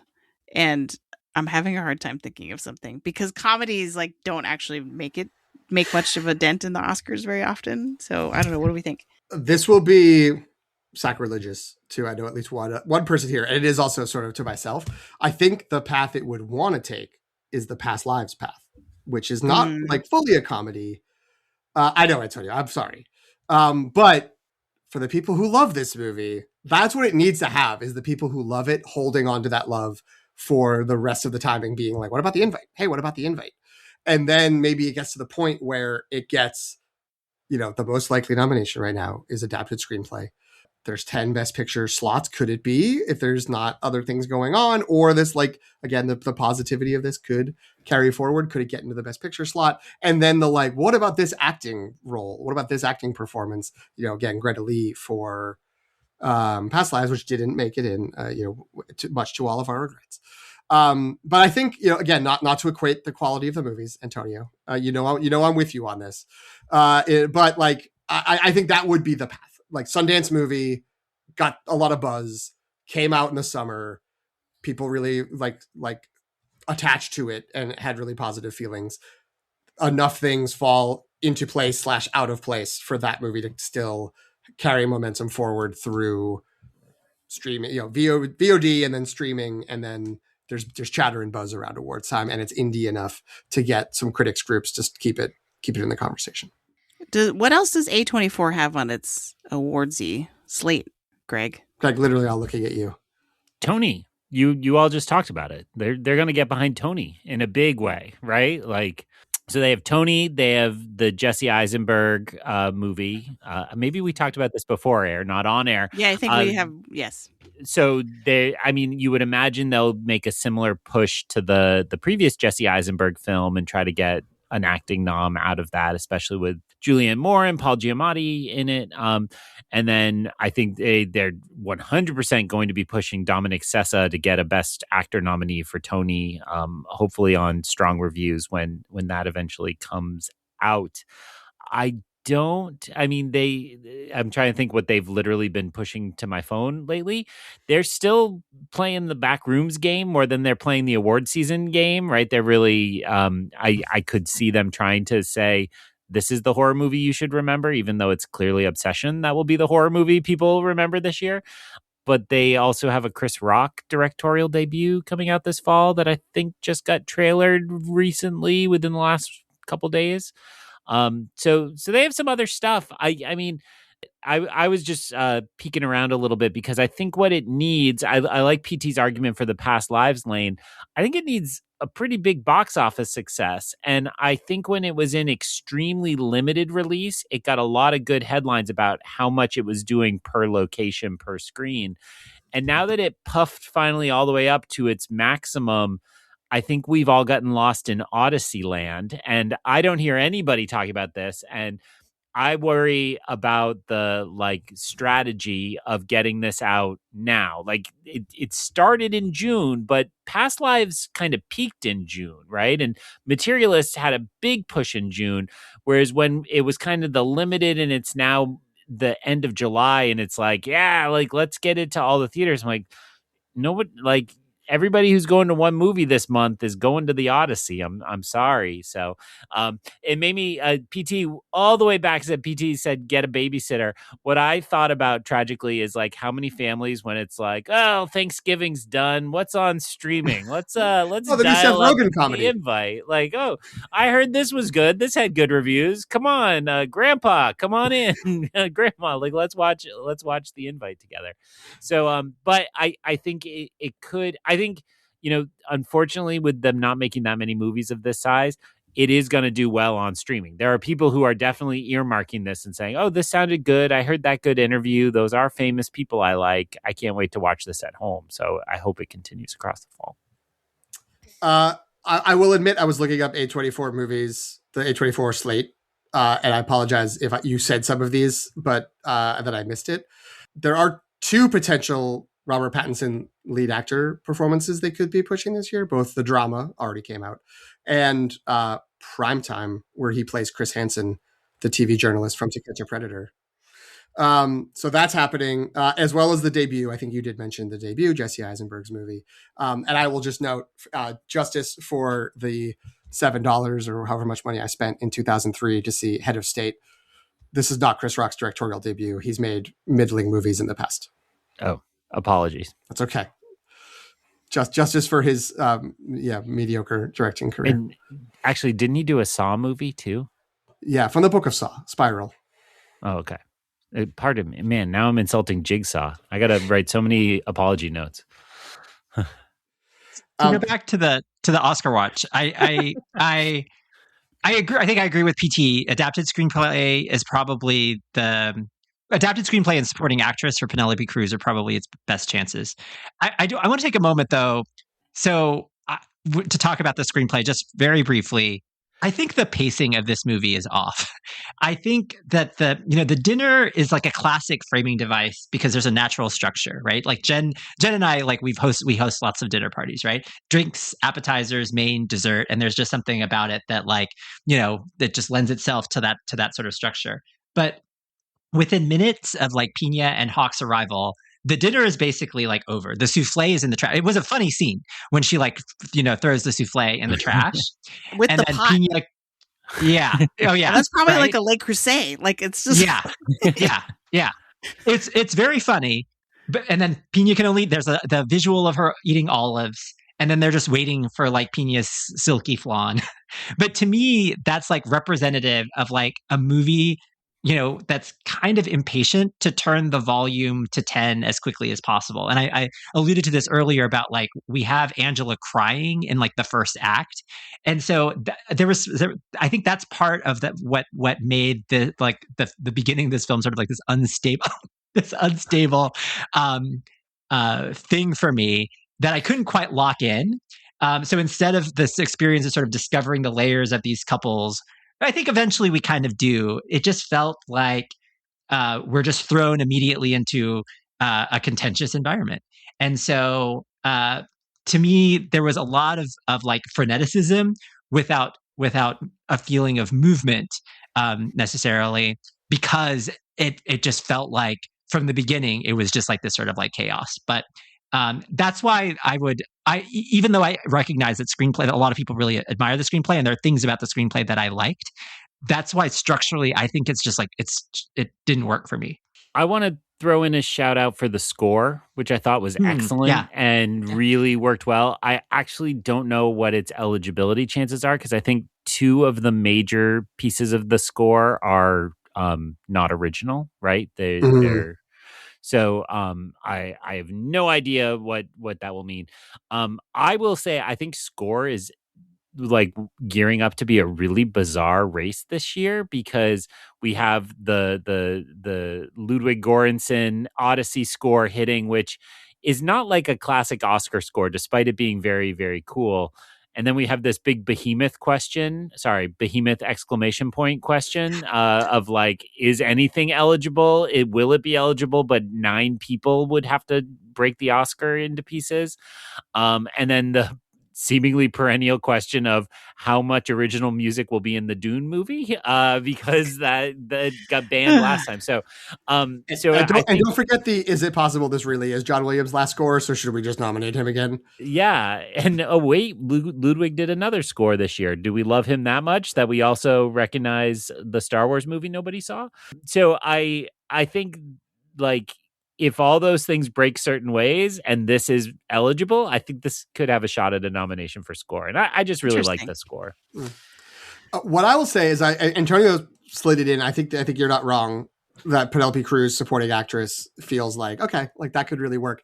I wonder if they want to, if they think that's a good idea, to actually be pushing Edward Norton more, because he's never won. And maybe like, oh, like, what about Edward Norton? What about like, is this time? Would this not just be for this movie? It's a career Oscar that like we could give this to him. And I think they would campaign both of them. But like, I think the answer to that depends a lot on like how many supporting actress people are in there, how many supporting actors are there that are really running. The John Leguizamo versus Edward Norton, Bruce Banner versus Luigi. Wow. And Penelope Cruz has been nominated 4 times. The Academy really likes her. Yeah. They should. As they should, and she has won. She won for Vicky Cristina Barcelona. So they're I think there is, I mean, Jen, you know from the movie Ferrari, there is the sort of like, isn't Penelope Cruz due for more? Like, yes, she's got nominated, but like, shouldn't she get a second? And shouldn't she keep being nominated? So she's getting the momentum for a second. And maybe that would take over. And also maybe people just like Penelope Cruz in this movie more than Edward Norton. But I do think it's the two of them are the ones, they would push forward, not. Right. I think Penelope Cruz, you have an easier time with the clip. I guess, actually, now that I'm saying that, it would have to be his wife had cancer monologue at the end. Sorry. Yeah. Edward Norton also has 4 nominations, which I kind of forgot. But supporting actor, Primal Fear, then later Birdman and A Complete Unknown, and then lead actor for American History X. So long gap when he was known as one of the most difficult men to work with, and then the last decade or so, he's gotten a couple more. Does this feel like a Golden Globes movie? Like just to get these 4 people at the Golden Globes? Yeah, musical or comedy. Yeah. I could see that. I could see, do they do 6 nominations in like director? I could see Olivia Wilde being the 6th director nominee to be like, we have this woman. Yeah. Check it out. Yeah. It's terrible, but I mean, that is the calculus that I think some of the groups make.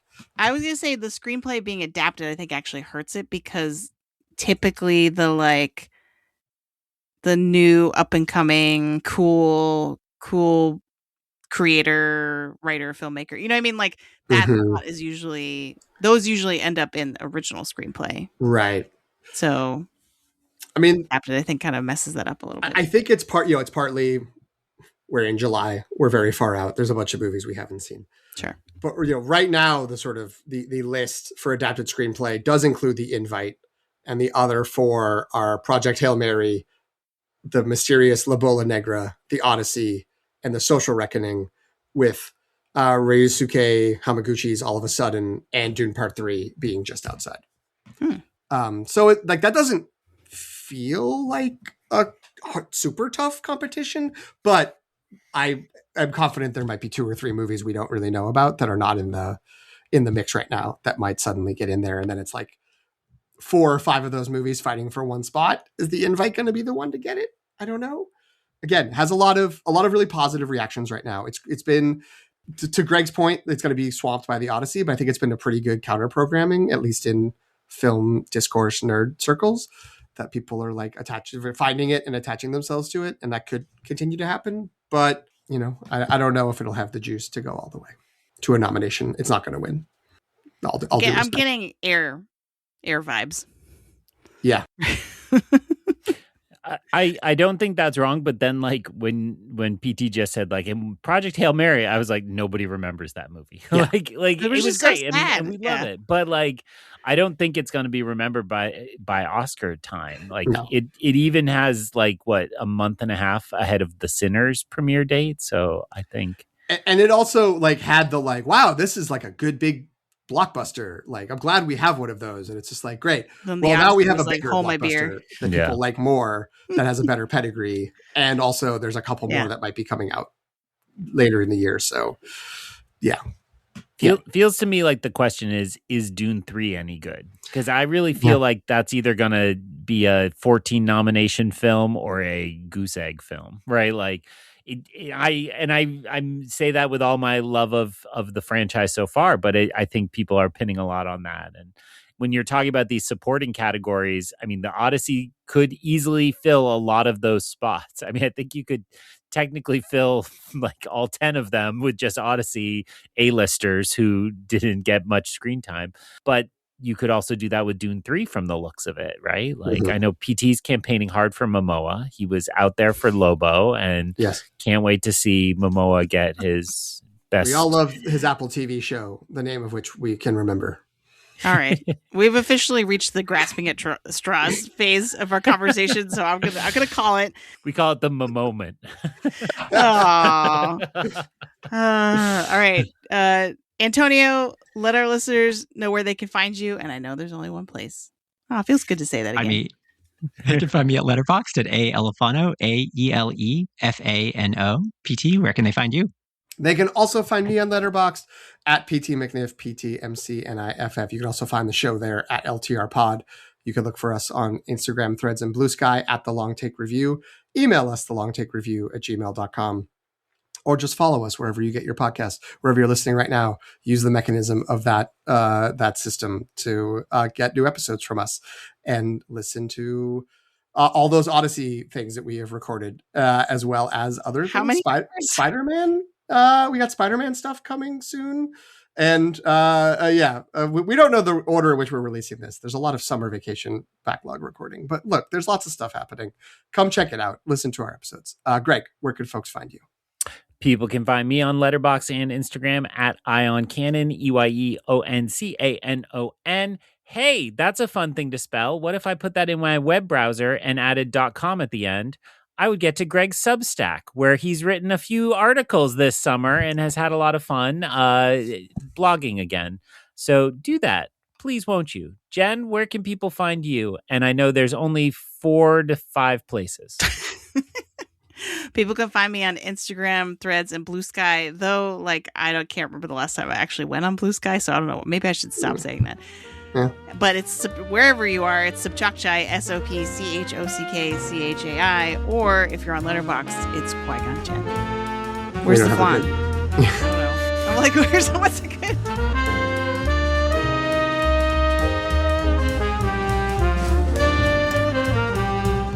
Thanks for listening. You can follow The Long Take Review on Substack at thelongtake.substack.com. Subscribe for free, and you'll be the first to know when a new episode drops. You will also receive occasional written reviews of new Star Wars and Marvel. Wait, what have you guys seen the discussion? Is Penelope Cruz and Edward Norton, are they real? There are people that are they're not. They are actual Mary Poppins. They're real. Trying to Harvey this? They are. That's why they disappear, and that's why they sort of appear very quietly in the beginning. I just assumed it was an Irish goodbye situation. I mean, very offensive, but unsurprising. Come on, people use that phrase all the time. That's not just wow. People. So people the people, those people, people on those your people, forums. Wow. Wow. We'd gone so long. I can my accidents in X number of days. Antonio came back in a green shirt just to incept this into your brain. I may cut that out. Never. Let's leave with PT singing Sade. Sweetest taboo. I don't know the rest of the words.